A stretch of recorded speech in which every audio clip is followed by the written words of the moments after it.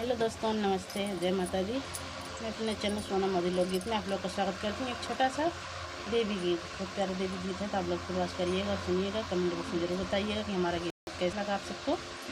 चलिए सुनाते हैं आप सबको, आप लोग सुनिए।